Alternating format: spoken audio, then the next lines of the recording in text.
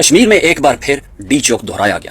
آج کشمیر میں انتخابات کا دن تھا جس کا کشمیریوں نے بھرپور طریقے سے بائیکاٹ کیا۔ ڈی چوک دہرانے کی سب سے اہم وجہ ایک یہ بھی تھی۔ دوسرا، پچھلے 2 مہینے سے کشمیری وہاں پہ احتجاج کر رہے ہیں۔ دریق کے مقام پہ ان کے مذاکرات ہوئے، بات چیت ہوئی جو ناکام ہوئی کیونکہ انہوں نے ان کے جانسے میں آنے سے انکار کر دیا۔ پاکستان کی فوج کا پاکستان کے اوپر 78 سالہ عسکری راج اب ملک کے کونے کونے میں خدشات کا شکار ہے۔ پاکستان کے اوپر 78 سالہ قائم عسکری راج کی بنیادیں اب ہل رہی ہیں۔ کشمیر سے لے کے بلوچستان تک ان جرنیلوں کے پاؤں لٹکھڑا رہے ہیں۔ کشمیریوں نے 8 فروری 2024 کے انتخابات دیکھے ہیں۔ پاکستان کے انتخابات کو لوٹتے ہوئے انہیں دیکھا، عمران خان کا مینڈیٹ چراتے ہوئے انہیں دیکھا۔ کشمیریوں نے اپنے بنیادی انسانی حقوق کا مطالبہ لے کے ان کے پاس جانے کی بہت دفعہ کوشش کی۔ انہوں نے جواباً ان کو لاشیں دی، ان کے لوگوں کو شہید کیا۔ کشمیری پچھلے 2 مہینے سے دریق عیدگاہ کے مقام پر راولا کوٹ میں احتجاج کر رہے تھے۔ وہاں سے اکٹھے ہو کے مظفر آباد کی طرف لانگ مارچ ان کا شروع ہو چکا تھا، لیکن اس پہ پاکستان کے اوپر قابض عاصم منیر کی ذہنی مریض فوج نے اندھا دھند سیدھے فائر کر دیے۔ ابھی تک اطلاعات کے مطابق غالباً 5 سے 10 کے قریب شہادتیں ہو چکی ہیں، اور سب سے اہم شہادت عمر نذیر کشمیری کے بھائی عثمان نذیر کی ہے۔ کشمیریوں کی رائٹس موومنٹ کے لیڈرز اپنے گھر سے خون دے رہے ہیں، عوام ان کے ساتھ نکل رہی ہے۔ کشمیر کی ماں نے اپنے بیٹوں کو اس لانگ مارچ پہ بھیجا۔ اس احتجاج میں، اس دھرنے میں خواتین کی تعداد چیک کریں۔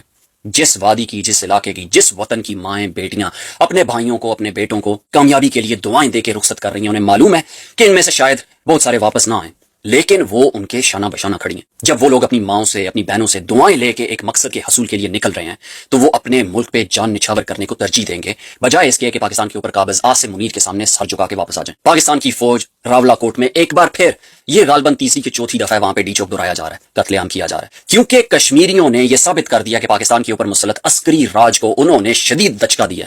ایک تو اپنے مطالبات منوانے کے لیے ان پہ اڑ جانا، اور پھر دوسرا ان کے مذاکرات کے جانسے میں نہ آ کر ان کے انتخابی سرکس کا بھرپور طریقے سے بائیکاٹ کرنا، جس کی ان کو سزا دی جا رہی ہے۔ انہوں نے وہاں پہ جا کے اپنی وہ پلاسٹک کی مائی نچا دی کہ ووٹ ہمیں دیں، پھر انہوں نے اپنا ہائیبرڈ بھٹو نچا دیا وہاں پہ کہ ووٹ ہمیں دیں، کیونکہ ہم آپ کو پاکستانیوں جیسے حقوق دیں گے۔ سمجھ نہیں آ رہی کہ پاکستانیوں کو ایسے کون سے حقوق میسر ہیں جو یہ ہجڑا ان کو دینے کی بات کر رہا تھا۔ کشمیریوں نے ان کو ریجیکٹ کر دیا ہے۔ ٹرن آؤٹ ہی کہہ رہے ہیں کہ 10% کے قریب ہے۔ کشمیری اپنے گھروں سے نکلے ہی نہیں ہیں پاکستانی فوج کے کرائے گئے انتخابی سرکس میں شامل ہونے کے لیے، جس کا فوج کو شدید غصہ ہوا کہ ہم ان کے اوپر کٹپتلیاں مسلط کرنا چاہ رہے ہیں، تو انہوں نے اس مسلط کرنے والے نظام میں حصہ کیوں نہیں لیا۔ کشمیریوں کی آج پھر لاشیں گرا دی ہیں۔ بھرپور طریقے سے کشمیر کے کاز کو، کشمیر کی سٹرگل کو سپورٹ کریں، ان کی شہادتوں اور ان کے اوپر جو عاصم منیر کی ذہنی مریض فوج ظلم و جبر کر رہی ہے اس کو ہائی لائٹ کریں۔ ساری زندگی آپ نعرہ مارتے ہیں کشمیر ہمارا، کشمیر ہماری شارگ ہے۔ کشمیر ہماری شارگ تھی کیونکہ کشمیر کے لوگ ہمارے ہیں۔